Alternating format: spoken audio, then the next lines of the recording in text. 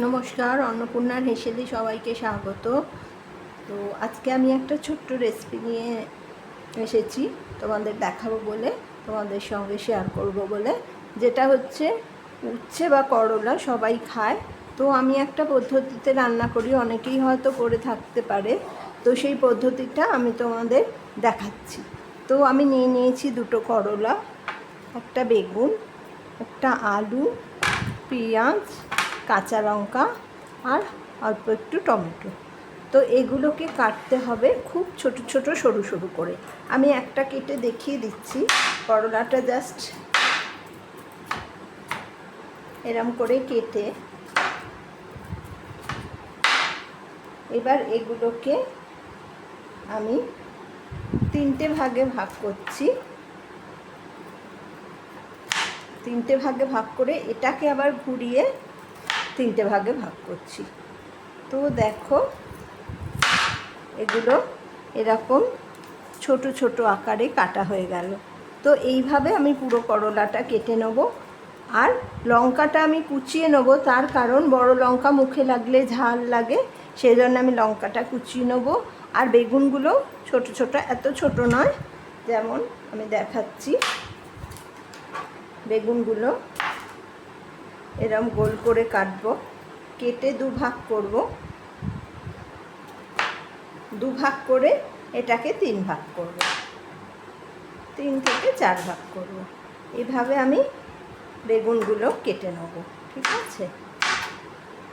ছোট ছোট আকারে যে কেটে নিলাম বেগুনগুলো, তো এইভাবে আমি কেটে নেব। আর পেঁয়াজ যেমন লম্বা লম্বা করে আমরা কাটি, তো আমি এগুলো কেটে তোমাদের দেখিয়ে দিলাম। এইভাবে তোমরা কেটে নেবে। এইভাবে আমি কাটার কথা দেখিয়েছিলাম, কাটা সেইভাবে আমি কেটে ধুয়ে সব রেডি করেছি। এটা হচ্ছে উচ্ছে, করলা কেটেছি ছোট ছোট করে, এটা বেগুন এরম ছোট ছোট করে কেটেছি। আচ্ছা, আলু অল্পই দিয়েছি ছোট ছোট করে কাটা, কিছু কাঁচা লঙ্কা, যে যেমন ঝাল খাও সেরকম কাঁচা লঙ্কা। কাঁচা লঙ্কাটা আমার কুচিয়ে দেওয়ার কারণ হচ্ছে পুরো জিনিসটাই মিশে যাবে, এটা মুখে লাগলে ঝাল লাগবে না বা অস্বস্তি হবে না। আচ্ছা, কিছু টমেটো কুচিয়ে রেখেছি, কিছু পেঁয়াজ। আর এটা হচ্ছে আমরা যেমন চিংড়ি মাছ খাই, কিছু কিছু চিংড়ি মাছের মাথা খুব বড় হয় না, তো সেগুলো আমাদের তরকারিতে দিলে বা রান্নায় দিলে অস্বস্তি হয় খেতে, তো সেই মাথাগুলো আমরা ছাড়িয়ে রেখে দিই। এবার সেই মাথাগুলোর সুর, চোখ, পা সব বাদ দিয়ে যে মাংসর অংশটা থাকে, সেইটা আমি ছাড়িয়ে নুন হলুদ মাখিয়ে রেখে দিয়েছি, ঠিক আছে? এটা খুবই ভালো খেতে হয়, তোমরা করে দেখো। তো চলো এবার আমরা রান্না শুরু করি। তো অলরেডি আমি কড়ায় তেল নিয়ে নিয়েছি, এবার এতে জাস্ট একটা শুকনো লঙ্কা দেবো। আমার তেল গরমও হয়ে গেছে, তো আমি এতে জাস্ট একটা শুকনো লঙ্কা দেবো। এটা খেতে খুবই ভালো হয়, খুবই ভালো হয়। তো তোমরা রান্না করে খেয়ে দেখো, দেখে ভালো লাগলে আমার কমেন্ট সেকশানে জানিও। আর আমার চ্যানেলটা লাইক করো, শেয়ার করো, সাবস্ক্রাইব করো আরও রান্না পেতে। আমি কি রান্না করছি সেটা তোমাদের কাছে তোমরা দেখবে। তো যাই হোক, তেলটা গরম হয়ে গেছে, ফোড়নও হয়ে গেছে। এবার আমি প্রথমে দিয়ে দেবো আলুটা।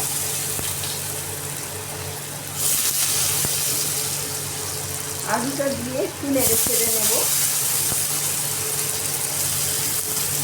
এটা একদম ভাজা ভাজা হতে হবে, আমি জল দেবো না।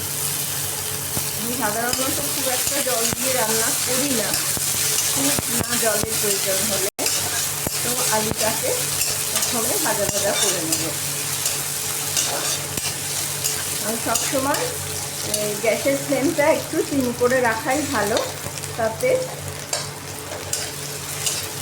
পুড়ে যাওয়ার চান্স থাকে না, মশলাটা পুড়ে যায়, তেলটা পুড়ে যায়। তো আমি একটু সিম করেই রাখি। তো আলুটা একটু ভাজা ভাজা হবে।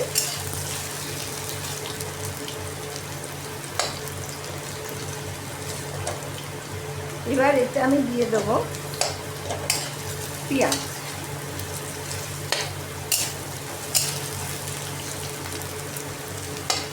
মোটামুটি দেখো নরম হয়ে গেছে, একটু, পুরো নরম হয়নি, একটু নরম হয়েছে। এতে আমি দিয়ে দেবো উচ্ছেগুলো। উচ্ছেগুলো একটু ভাজা হবে, উচ্ছে না, বারবার আমি উচ্ছে বলছি, এটা করলা, উচ্ছে দিয়েও হয়, এটা করলা। তো আমি করলাগুলো দিয়ে দেবো, সব শেষে দেবো বেগুনটা, তার কারণ বেগুন বেশি গলে যায় আর ঘেটে গেলে ঘেটে যায়, সেই জন্য সব শেষে আমি বেগুনটা দেবো।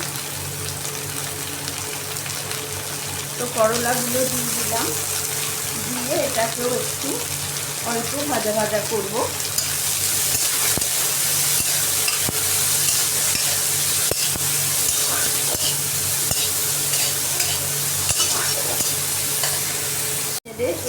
মানে একটু একটু নরম হয়েছে, তো এটা সব একসাথে করেও আমি অনেকক্ষণ ধরে এটা করবো। তো এবার আমি দিয়ে দেবো এর মধ্যে পেঁয়াজটা,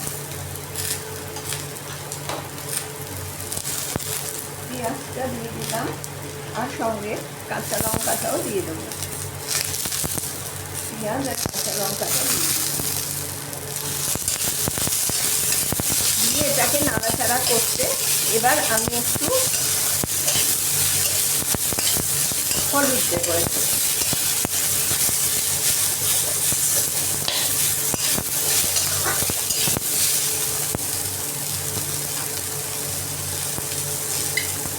এবার আমি দিয়ে দেবো এতে একটু হলুদ,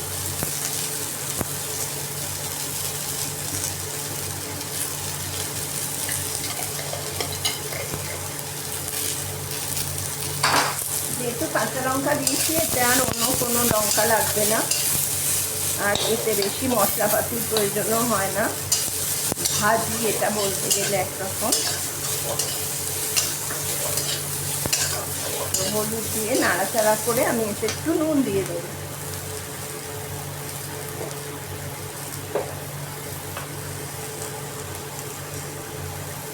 নুন দিয়ে দিচ্ছি, যে পরিমাণ লাগবে পরিমাণ বুঝে নুনটা দিতে হবে।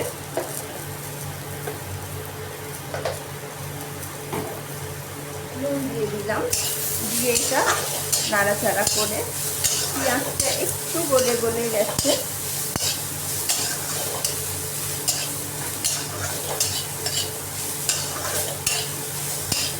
তো যদি মনে করো খুব শুকনো হয়ে গেছে আর একটু তেল দিলে ভালো হয় তো দিতে পারো, তাতিয়ে রাখা তেল, কাঁচা তেল দিলে একটু গন্ধ হয়, তো আমার একটু তাতিয়ে রাখা তেল আছে, সেটা আমি একটু দিয়ে দিলাম অল্প করে।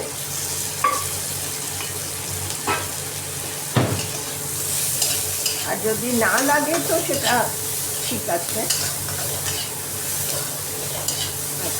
এবার পেঁয়াজটা দেখো একটু নরম হয়ে গেছে, এবার আমি এতে দিয়ে দেবো চিংড়ি মাছের মাথাগুলো,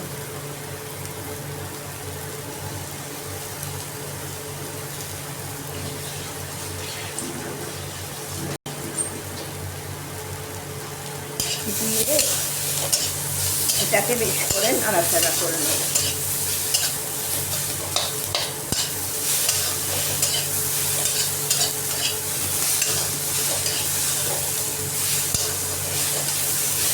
পুজো এসে গেছে, সবাই খুব শপিং করেছো, এখন তো আর বাড়িতে রান্নার চলটা অনেকটাই উঠে গেছে, সবাই পারলে বাইরে খায়,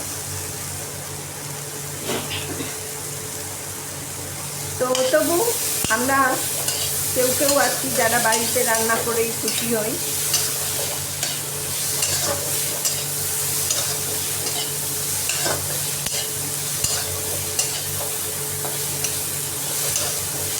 আচ্ছা, এবার দিয়ে দেবো আমি টমেটোগুলো,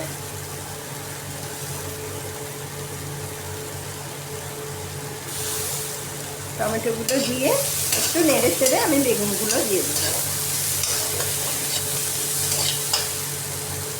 দিয়ে আমি এতে বেগুনগুলো দিয়ে দেবো। এগুলো একসাথে ভাজা ভাজা হবে, তো তোমরা যদি মনে করো এগুলো একসাথেও দিতে পারো, কোনো অসুবিধা নেই, বেগুন ছাড়া, বেগুনটা বেশি ঘেঁটে যাবে তাহলে। আর না হলে কেউ যদি মনে করো আলাদা করে ভেজে ভেজে তুলে আবার মেশাবে, সেটাও করতে পারো। তো এবার এটাকে এইভাবে আমি কম আঁচ করে সিম করে এটাকে আমি ভাজি হতে দেবো।